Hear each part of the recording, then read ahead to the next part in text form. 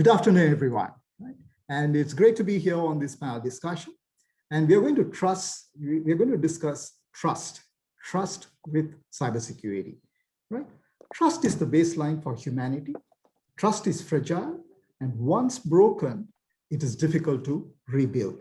And today with me on this panel to discuss this very important and interesting topic is Mr. Jayantha Fernando, Chairman, LK Domain Registry and Director, ICTA, Commodore Jayasiri Amarasena, CEO, Sri Lanka CERT, Dr. Parakum Pathirana, co-founder, IPE, Secretary of Computer Society of Sri Lanka and past President of ISACA Sri Lanka chapter. So we see challenges in our politics, in our race relations, and also between nations. We have come to depend on our technology a lot. Cyber threats and vulnerabilities are also creating trust issues for businesses and other organizations. So we have in the past come across the Bangladesh bank heist. And in recent times, as in last December, we're still talking about it, the supply chain attack, which happened with SolarWinds. In addition to that, we've heard of fake digital certificates. And of course, we continue to have software-related vulnerabilities and ever-increasing issues of ransomware and data theft. You know, the list goes on and on. Right? So there are persistent barriers to digital transformation in the data decade. Right? Businesses are transforming digitally at speed to survive. The pandemic may have catalyzed digital transformation across the globe, but continuous digital transformation is not easy. So businesses are facing barriers, and one of them is relating to the data privacy, trust, and security. Right? And moreover, right, the global supply chains are also complex and very diverse. And some of the statistics which I get to see is that large organizations depend on more than 1,000 odd third-party suppliers.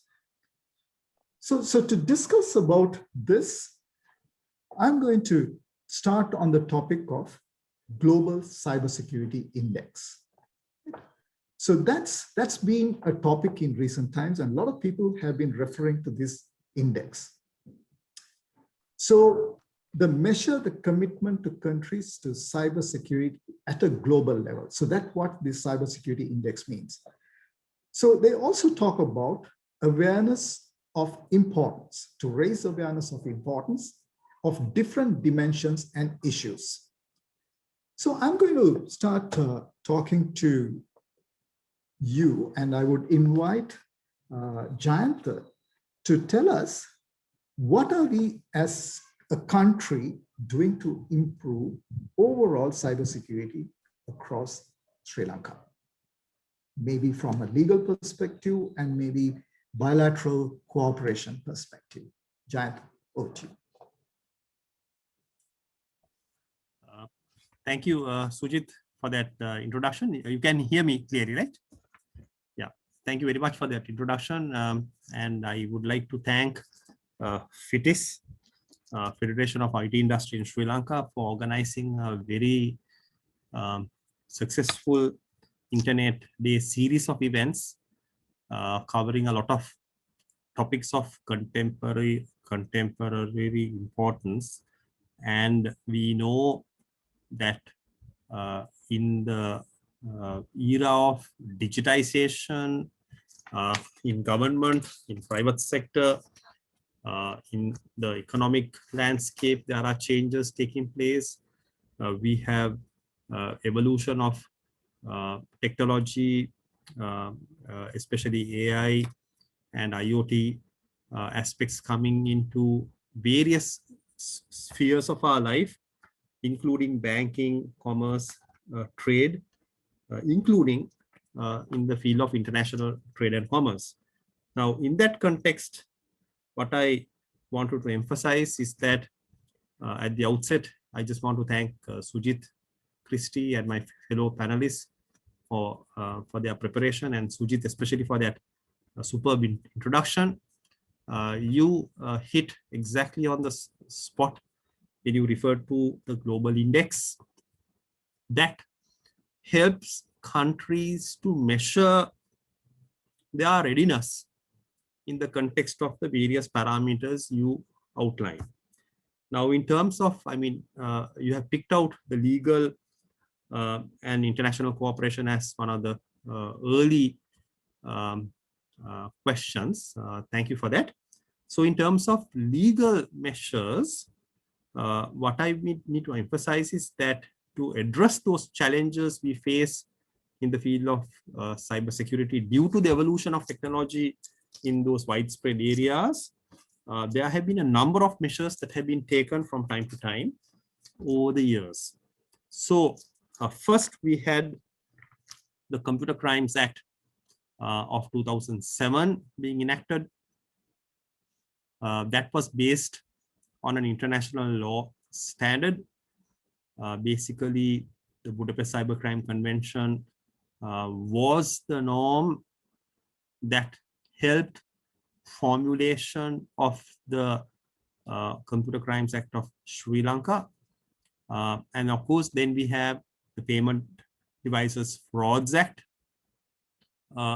And of course, to cover the technology interoperability frameworks for the use of digital certificates, electronic signatures in a safe and secure manner, and to provide for the governing framework of that, the Electronic Transactions Act was also enacted more than a decade ago. Now, the adoption of these laws, which has been based on international standards, has always been a challenge. So the challenges in implementing these laws were addressed in a number of ways, Sujit. Awareness campaigns were carried out, but I still say the awareness campaigns done are not adequate. We need to have meaningful, sustainable programs across multiple stakeholders being carried out on a more regular basis. Because despite, for example, the Electronic Transactions Act being there for such a long time, it really picked up pace in terms of adoption only after the COVID hit us. Then, of course, same thing applied to the Computer Crimes Act. The awareness of that legal tool is not very well known. Nevertheless, a large number of complaints have been made to the CID cybercrime unit in that area, and investigations have been completed in a significant number of cases, some of which have ended up in courts, where when the evidence was presented in a court of law, the party concerned often has pleaded guilty, and we know how lengthy our legal processes are. So sometimes, in order to cut short the process, both a prosecution,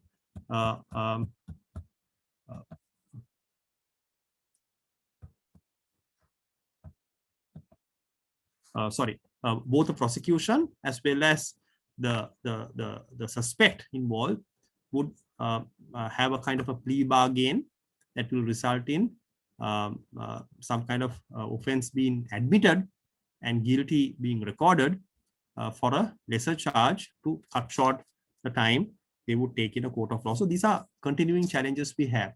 But the bigger and the more important point you mentioned was about international cooperation. Now, in this area, what I want to emphasize is that when these laws were being formulated in the early days, it was felt necessary, thanks to all of the interventions from experts like you all. The policymakers worked collaboratively with private sector and decided to establish appropriate institutional frameworks. So Sri Lanka CERT became one of the key organizations established to support the overall ecosystem and to coordinate international collaboration And they also carried out a unique endeavor, which is not known to the usual certs at a global level, namely to do digital forensic expert support for law enforcement as a stopgap measure until other institutions took over that job. So eventually, now we have in the last 4-5 years, with the support of the Korean funding, the government analyst department also having digital forensic expertise to do analytics, and all these things are in a process of gaining maturity.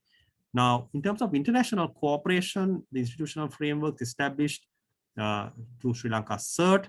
Then in CID, we established the cybercrime unit that became known for some groundbreaking successful initiatives, but we all know they are overwhelmed. So there is a plan now being mooted to extend their reach with units in the northern province and southern province. The southern province and the unit in Kandy has already been opened. They have to reach out to establish units in the north and east, and that is also ongoing. That work is also continuing. So the institutional framework has also been set.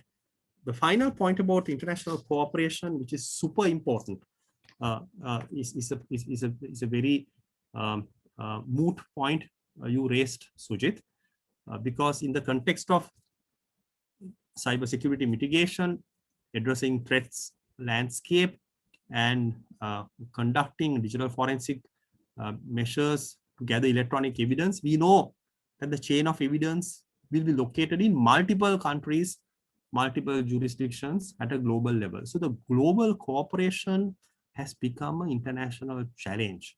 So on that note, I just want to finally mention that Sri Lanka is the first and the only country in South Asia to qualify and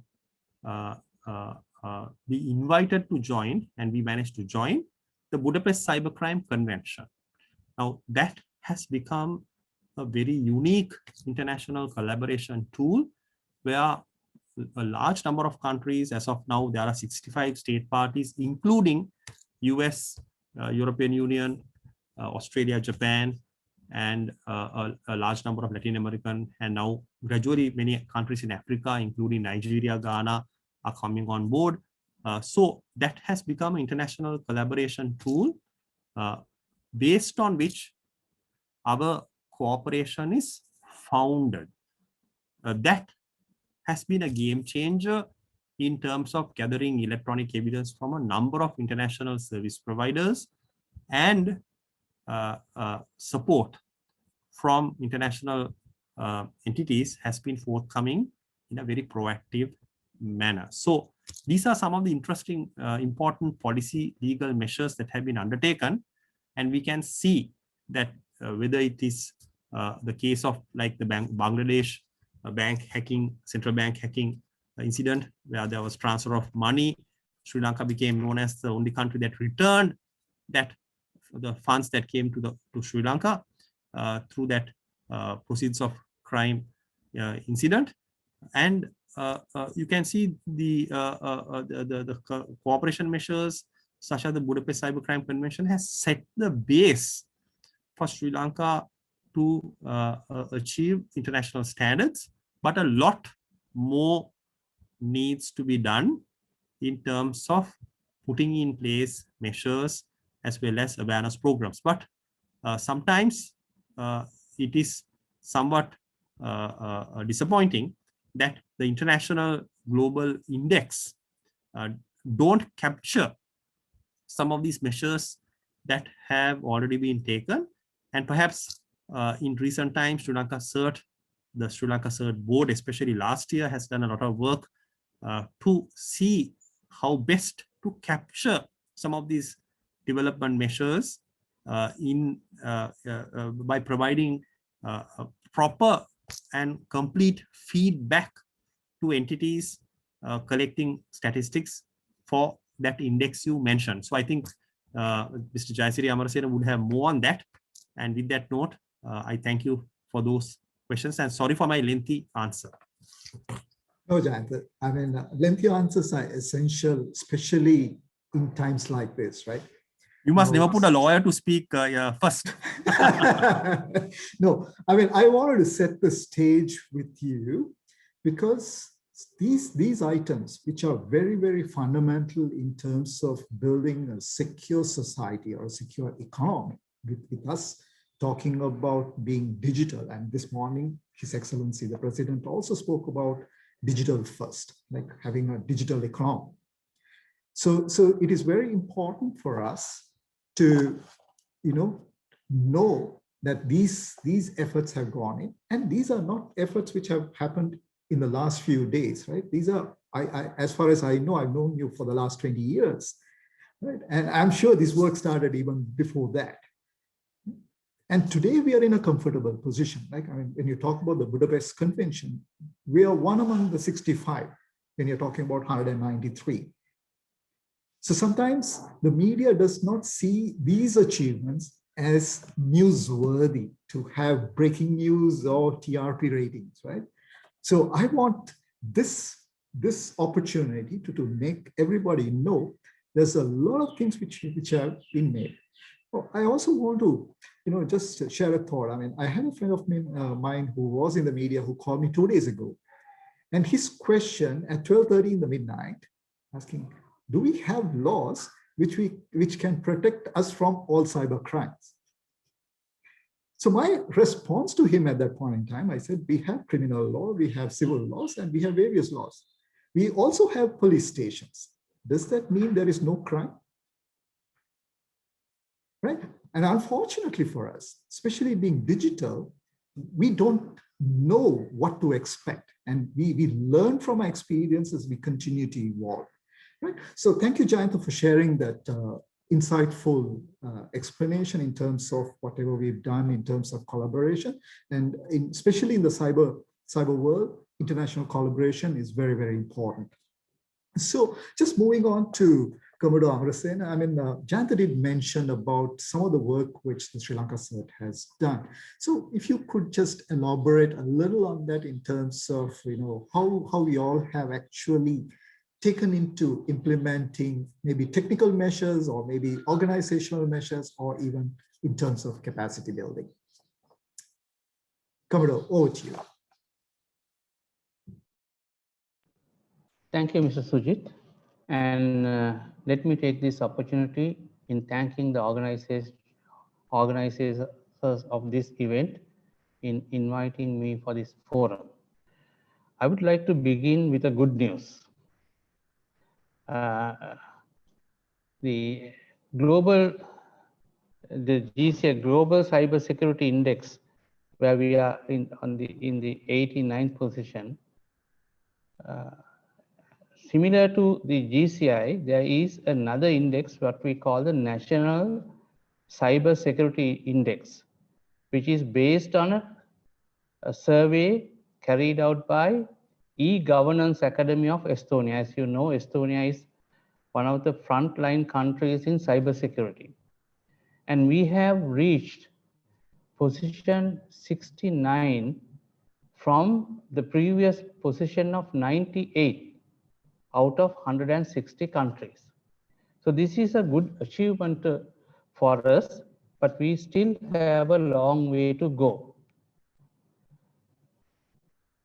We achieved this position because of the work that Sri Lanka as a whole and Sri Lanka CERT as an institute involved in cybersecurity carried out many improvements under the guidance of Ministry of Technology and the present board during the past year. Now, you mentioned about the technical measures that we are taking. We are going on a strategy which is known as National Cybersecurity Strategy.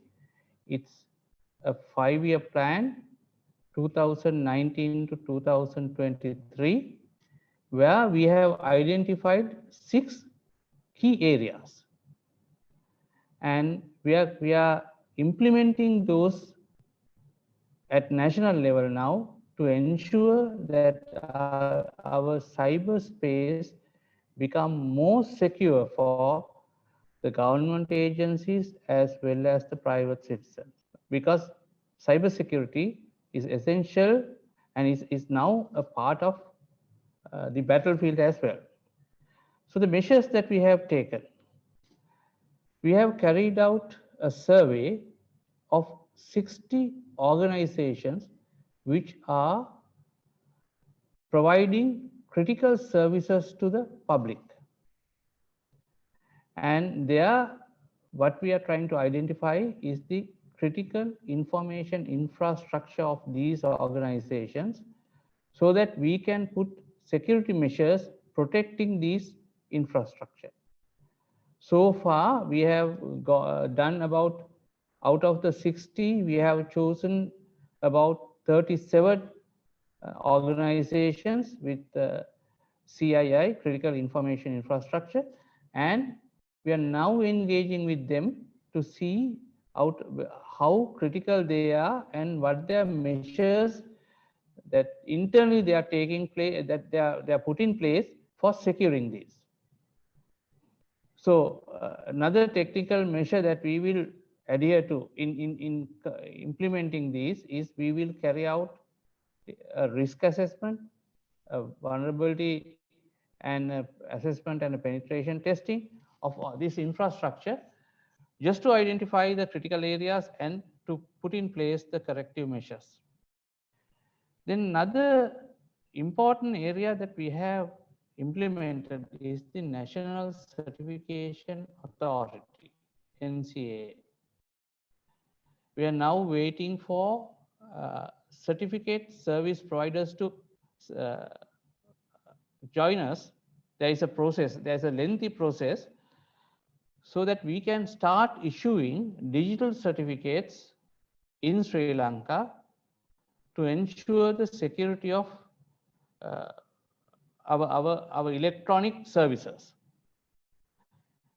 Another technical area that we are looking at is the National Cybersecurity Operations Center, NCSOC, which we hope to establish by the end of this year, so that we can monitor the cyberspace, especially in relation to the critical information infrastructure. Now, those are, there is another whole list of areas that we are taking under our technical measures, and I invite you to download or get a copy of our National Cybersecurity Strategy, where we have spelled out what we are going to do in the next few years. Again, coming back to the other topics like organizational measures, we are now formulating the necessary legal framework for establishing a cybersecurity agency, which will be a fully fledged cybersecurity agency, which could address different areas of cybersecurity. Right now, Sri Lanka CERT is not empowered by a legal framework, and our role is mainly limited to technical assistance in resolving cybersecurity issues. But with the CSA coming into play, it will be a fully fledged organization that will have the necessary legal framework to resolve and also to look into all areas of cybersecurity. We are also we have already formulated several policies like information security policy for government, access policy, web security policy, which will be published very soon after getting the proper approval. Going on to capacity building, this is another main area where our focus is right now mainly on the government agencies, but we have started a program called training 10,000 government officers within the next 4 years. So that is 2,500 government officers a year, introducing them the basic areas of cybersecurity so that they can maintain the security of their own systems. We have also started with a private institution, a certification program for government officers on cybersecurity. We are also designing e-learning modules in cooperation with SLIDA, so that people, especially the government officers who are interested in going into cybersecurity area, can do self-learning. Another area that we have been looking at is designing a cybersecurity higher education program, and we have teamed up with NITA and VTA to develop NVQ level 5 and level 6 courses for their trainees. So these are the areas that we are looking at. Especially, we are looking at private-public partnerships, where we could get the industry to join with us so that we can improve the cybersecurity posture of our country. Over to you, Mr. Sujit. Thank you, Commodore, for that explanation. And also, it's very encouraging to note the efforts which are going in, right? For example, we have the legal framework, in other words, a statutory requirement. And now you're talking about implementation. So you're talking about policies, procedures, empowering people, right? So the whole ecosystem has to come into play like a jigsaw puzzle being solved, which alone can build trust in the way the citizen services can be delivered. Or in other words, how technology can be used to deliver services, both for citizens and also for commercial purposes. So with that, I just like to move on to Parakum. Parakum, I have a very interesting question for you, right? So you spent a lot of time both in Sri Lanka and overseas, and also you've been in different roles, like you spent your significant amount of time working for KPMG as an auditor, and now you're heading a business function. You've also been instrumental in digitization or digital transformation, right? So when people start comparing based on a specific score, cybersecurity index score, how do you think the public-private segment can collaborate to bring a good ecosystem where we can build a lot more trust? Over to you. Thank you, Sujit. So first of all, thank you to Fitis and Isaka for having me. So I think it's a very interesting question. When you take information security, we have this saying, security is everyone's business. So if you take even historically, now when this cyber security or information security came in, only governments were interested, maybe governments and big corporates. But now with the proliferation of IT, I mean, I think all of us have figured out it's not a game which can be played by a single party. So I think Jayanta mentioned in his intro, like the role SLCert has played. So again, I mean, now I'm representing LOLC, so we do a lot of collaboration with SLCert and other government agencies. So my perspective, I think it's there's no doubt, it's very vital. So at the same time, it's not only the government institutions, I think partnerships, collaborations are very important. So both Sujit and myself, we represent the ISACA chapter, ISC2 chapter, and various other bodies. So all these places, collaboration happens. So again, we are working on formulating some curriculums at another place. So all these are not paid work, but voluntary work done by volunteers. So if you take if you look at the other side of the coin, if you take one government entity or private entity to address all these areas, I don't think it will be a reality. So as Jayanta in his session mentioned so many policy frameworks that they have introduced. So similarly, during COVID time, we saw like one biggest challenge we had earlier. Now onto this fintech platforms onboarding customers. So we saw regulator, coming up and saying, okay, we'll be much more lenient on eKYC rules. So let's get them on board. So I mean, imagine if these collaborations are not there between the industry, the central bank, the regulator, Lankaclear, and everyone, the overall goal would not have been possible. So my perspective, I mean, collaborations are very, very vital, especially in security. I mean, it's not that difficult to understand it if you compare, I mean, amount of money, effort, and resources that we have to invest on. The collaborations are vital. That's it from myself, Sujit. So I'm going to keep it short and simple. Yeah, thank you, Para. I think you touched on very important segment of the society, the financial inclusion, right? So this cannot happen in isolation. You need the regulator, you need to have the policymakers. So we are talking about central bank, we are talking about the monetary authority, we're talking about the tax department. And then also we are looking at the technological side of it, right? I think in one of Satya Nadella's conversation, he's talking about platforms. And people like you and me, or the organizations which use technology, we build enablers on top of it. So which means we can create more technology which can be enabled. So while people use technology, where people use technology to enable and include various services or include even financially, we need to have a framework. And I think that has come out very strong and clear in the first half an hour we discussed here, right? So we have a strong framework.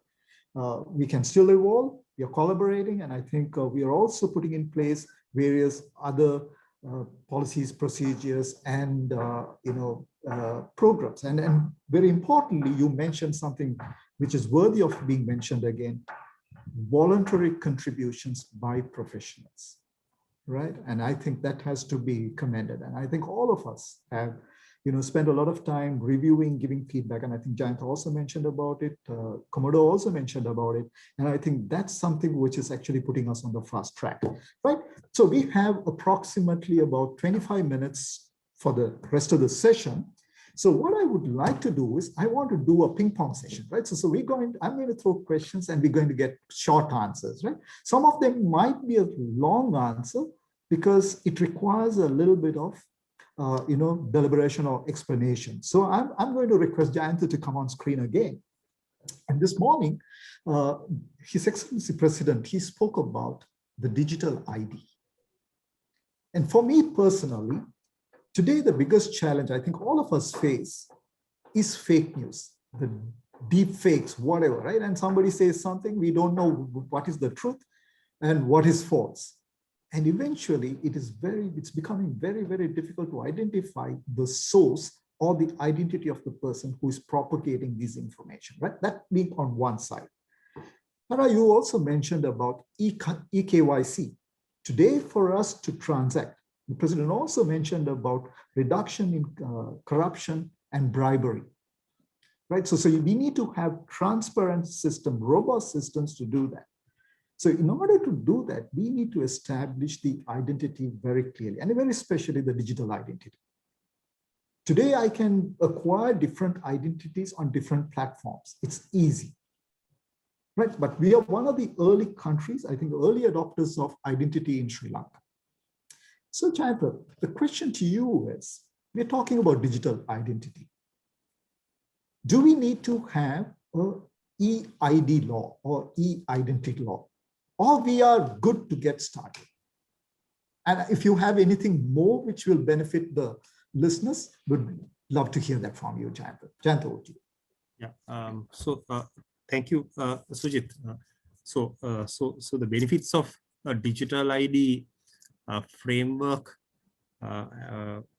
towards the economy, and for the reasons you mentioned, a variety of reasons, is cannot be underestimated. Now, to simply put, in terms of digital ID law, right? now countries like India and some of the bigger countries had challenges when they introduced a technology solution without a strong legal foundation. However, as you quite rightly pointed out, Sri Lanka's identity framework or identity management framework in terms of the legal foundation has been pretty much stronger than many other countries. So we have had a very strong unified regime, which has been upgraded from time to time, and that regulated framework has been enhanced through an institutional framework. But in the context of a digital ID, which will be unique to the individual and may contain a algorithm-based kind of a number that is generated on a random basis, right? I mean, in that context, when you look at that kind of a model with the biometric characteristics of individuals being obtained and being verified, and then that requires onboarding of all identity card holders through a process, there needs to be a review of the legal framework. And I'm pleased to say that under the leadership of the Secretary to the Ministry of Technology, Mr. De Silva, there has been an effort to do what we call a coordinated initiative, where a group of experts together with a forum consisting of the key individuals involved in the day-to-day operations of the identity management system in Sri Lanka at present are working together collaboratively with those planning to support the technology solution. And all of these people together with the policymakers are looking at the legal framework as we speak. So the first step towards amending the law suitably to empower the authorities concerned to do the foundational steps to re-enroll the citizens and to ensure that the biometrics are obtained in a credible manner, and then that will result in a randomly generated number. That entire process cycle is being looked at within the current legal framework. And to answer your question, yes, there is a need for a upgrade to the legal framework, and that is being done through the leadership of the Ministry of Technology. ICT is supporting it, and the Legal Draftsman's Department is right now on the job leading the efforts to do the gap analysis and fill the gaps they are needed. Thank you, Jayant. It's very encouraging to see, it has advanced to a stage where we're trying to bring action into the field, right? So I think the biggest concern any one of us would have is today people use different mechanisms to acquire information, especially personally identifiable information. And I think recently, I think was it Switzerland? Switzerland, they had a referendum, and the people of Switzerland said that they wouldn't want a private entity to manage their identity, whereas the rest of the world said they would go with a private service provider.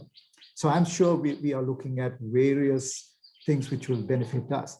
But I just want to focus this question to Komodo again, right? So I'm talking from a citizen services perspective, right? And today, I guess a lot of our citizens are victims of identity thefts, identity-related issues. What is Sri Lanka CERT doing to help people to overcome such challenges? If you can just tell us briefly so that we can take more questions. Thank you. Yes, Mr. Sujit. Our role in this digital identity system is mainly ensuring the security of the information. Firstly, the individual's information. Secondly, the system's information. what I can say at this stage is we are involved in the design of the system from the security point of view, and the issuance of digital certificates for transactions will ensure the security of the identity, and also it will also bind the identity to the person. In terms of system security, our role is to ensure that the system is safe from external attacks and also internal attacks. And we will be monitoring as it with the national SOC coming in the latter part of this year. We will start monitoring the possible attacks on the information systems. So all in all, our main role is we are focusing on the security of the systems to ensure that the individual's information is protected, and as a whole, the system information is protected. Thank you. So very interesting, right? So what you're saying is security is not an afterthought. What you're saying is secure by design, right? So that is right. Yes, exactly. So what that means is you have systems secure by design, which provides greater trust, right? But I'm going to talk about dirty money here, all right? When I say dirty money, I'm talking about the paper currencies can be, a form of transmitting diseases. And I think if you Google, you'll find a lot in terms of what the medical practitioners have spoken about it from the 18th century till today. And you've been instrumental in, bringing to the market a digital product where you can do digital transactions, right? So I want you to tell me, how is digital identity going to enable in terms of adoption and acceleration of digital money or digital use of technology? Okay. Over to you. Okay. Interesting question.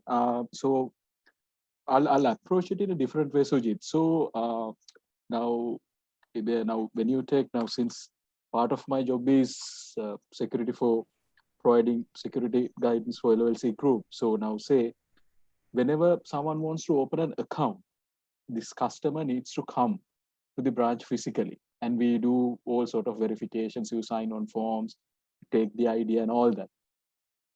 But imagine if there are twins. So the amount of verification a human can do is, I would say, slightly limited. But now we use certain platforms, we have certain technology where we capture the national ID card, driver's license or passport, and we capture a couple of live images, and we ask them to, turn left, turn right, up, down, and, we just do a verification to see whether this live photo is actually something similar to what you have in your NIC. But again, you have challenges like, for example, that NIC that I use is about 20 years old. But those certain verifications which human can't do, these algorithms can do. That's number one, which really helps in driving usage and adoption. Number two, now today, if somebody wants to open a bank account, now you can do it in 2 minutes, less than 2 minutes, a digital account, and I can simply send money to you, right? So I mean, and then again, you never even have to leave your desk. You just need to have your mobile. So in that way, there is we can bring in a lot of inclusion into the equation, but it's not really smooth sailing all the way. I mean, we have a lot of challenges. Now, say for example, now earlier when we were trying it, we had some challenges when you had the mustache suddenly, right? So the same things you would have seen with if you're using biometric on iOS or Android, right? But things get better as you get more data and you train it better. But if you take the user experience that it brings in, I mean, it's you can't really match it. Now earlier when we had to log in, now if you take many internet banking platforms, You had to put your username, password, then two-factor, again transaction, again you had to put another OTP or something, right? With this, if I generally send money to frequently, maybe if it's your water bill or maybe a regular bill, so we can actually do it with a one click. So even we have the facility to pull that info from the service provider and tell the customer, look, your this internet bill is pending 3,200. We call it message to action. So you just need to press OK, it's taken care of. So in a one way, we can really help the user to have better experience, and then again have better productivity. You know, you can actually do all your billing, maybe grocery shopping and all that in matter of few clicks. But then again, we have some challenges, like, you know, not everyone may have access to a smartphone. Then again, this creating user awareness, right? So I think in the first round, we touched upon these frauds. Now we saw even on these platforms, I mean, nothing now on security, we completely say, we start with saying nothing is 100% secure. So we also had challenges, right? People linking other people's account to some other accounts and try to siphon money, which is actually a challenge common to each and every system. It's not something we have it here, or we have it with Aadhaar in India, but we Samas and all other platforms as well. So then we have to introduce certain checks and balances. So the usability against security and maybe the ratio of frauds. So I believe we have started the journey, and with the vision given by the government, this digitally enabling the services, I think this having a digital ID would really helps us in different areas. Thank you, Para. I mean, what I remember in all what you said is that you will send me money. Right? That's how easy it is, isn't it? Right? So you're going to, make transaction processing simpler, robust, and easy. And for people to adopt, I think it is not about just one entity or an individual assuring you that, that can be trusted. And I think what we are saying here is that right from the top, from the government to the policymakers, the legislators, and there is a framework which is supported by a legal system where anyone could have absolute trust and transparency in the way it works. Right? Sujit, yes, go ahead. Just one point. I think this we talked about inclusion. Now, yes. If you take our business, we actually serve the bottom of the pyramid customers. So with this, we have managed to, now again, that was something presented by Central Bank last year on this digitally enabling merchants. We have converted a lot of SMEs to go digital. Maybe, like some of us may see it as something small, but for them, it's generating a revenue stream they never had. And something they didn't even think, okay, we could actually do it. So we see a lot of adoption, positive vibes coming in. Yes, and you said, right, there's a greater adoption, and the underlying factor is the system we have, right? The ecosystem, sure.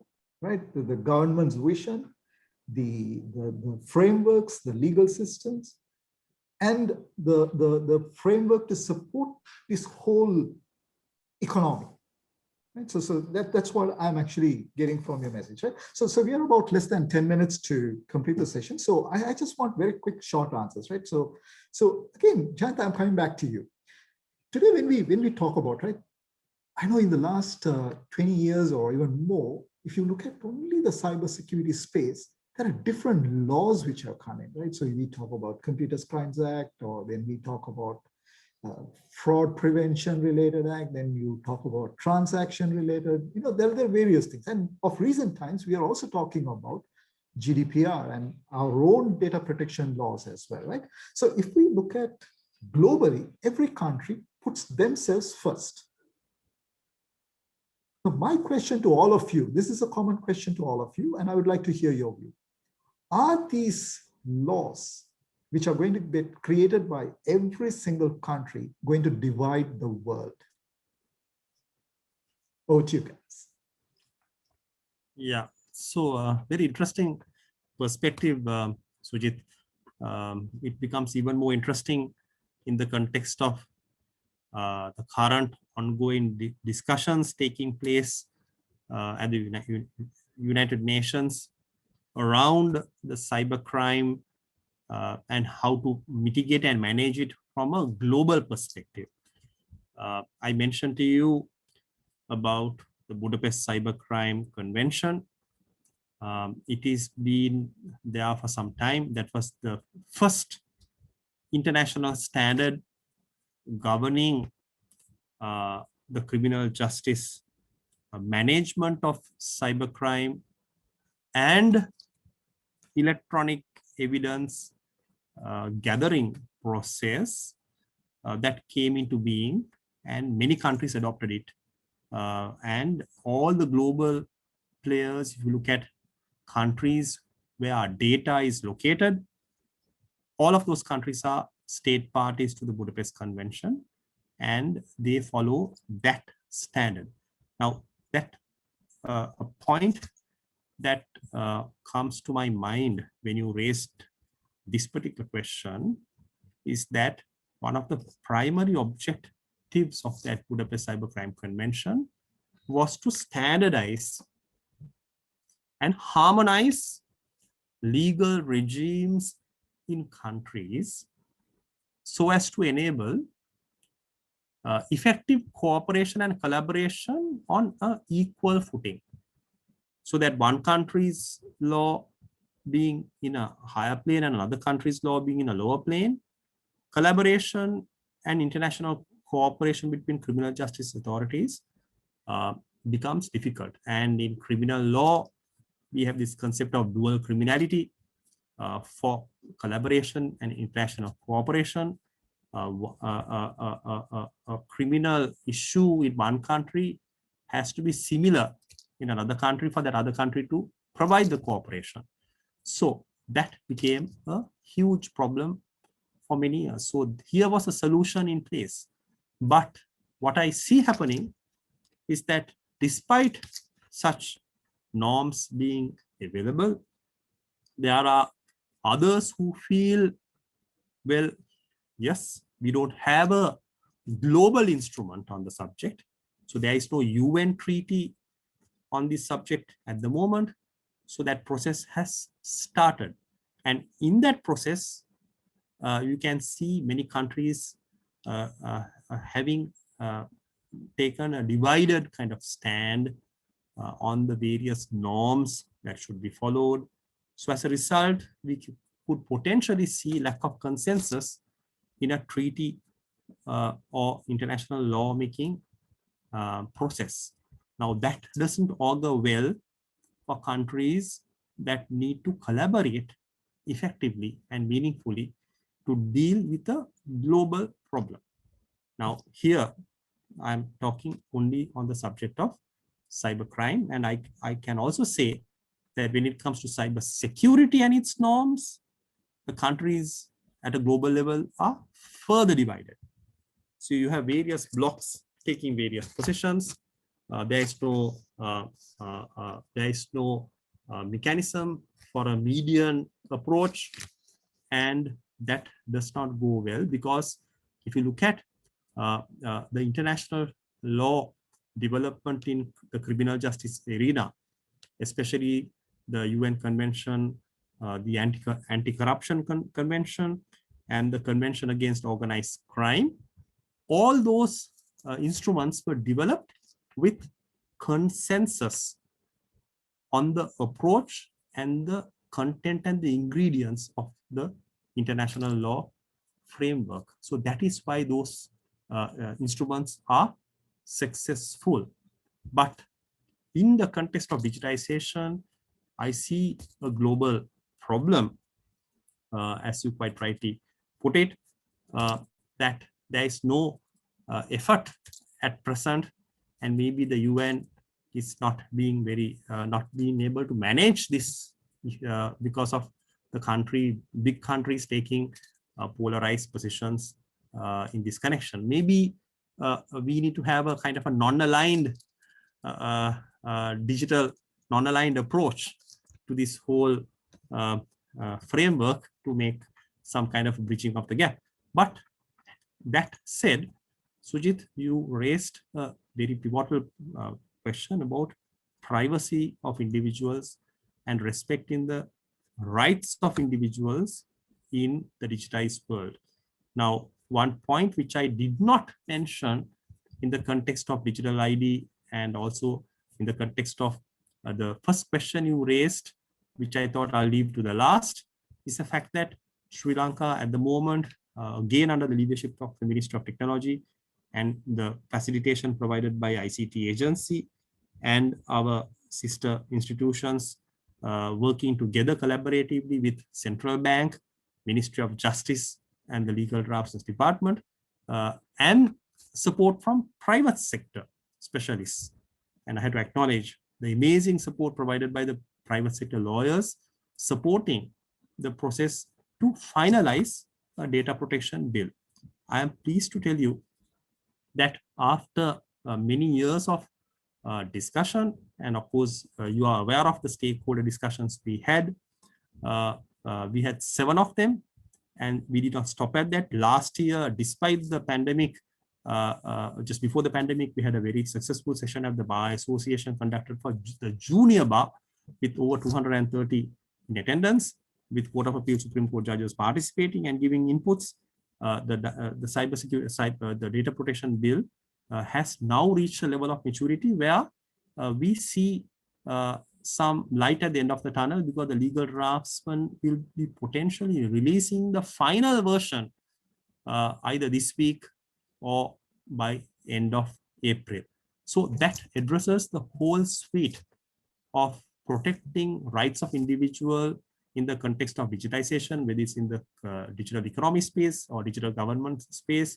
It covers all of it, both government and private sector, in a very collaborative way. And on that subject, to close the discussion on the question you raised now, I need to emphasize that on the subject of data protection, I think there is some kind of global uniformity, despite one region taking a very strong approach on GDPR. You have APAC privacy framework taking a different shape and form, followed by a large number of Asian countries. But what is interesting is that both are founded basically on the OECD privacy guidelines. So we looked at all these and came up with a model which we think might better suit our region, our country, and we have done our best to have a right balance between the rights of individuals as well as the right of businesses and commercial players. Thank you, Sujit. Thank you, Jayant. And it's very encouraging, because we've been waiting to hear good news about the data protection law being enacted, right? It's always a question when, right? So I hope the new year, which is yet to dawn in a couple of days from now, that we would see the law come into force, right? So that will give us about 3 years, I guess, to comply, right? So the clock starts now for everyone. Right? A lot of support is needed from the private sector and government and all this. Absolutely. So, gentlemen, in essence of time, I'm just going to do the closing remark and we will close. So what we gathered in this discussion, that the world is complex, and very especially when it comes to the digital world, it's even more complex. So sometimes what we do not see is the cultural identities, right? So that is also a factor which actually drives or divides different countries taking different stands. But then there are areas where we are seeing commonality being looked at, right? So trust will ease friction. Trust should be, compared across organizations and very especially across countries. So trust building is not only central to our digital future, it is also complex, it costs money, it requires resources to guarantee the trust. Now, today, I think a lot of people ask, not only in Sri Lanka, but across the world, can we trust the government? Can we trust the businesses? Can we trust our partners in terms of countries, right? So the frameworks, the legislations, all these put together will only bring transparency. And with that note, I want to thank all of you for taking your valuable time to be at this panel discussion. And once again, Fitis, thank you so much for bringing us together for this very thought-provoking, interesting panel discussion. And with that note, thank you so much and have a great evening.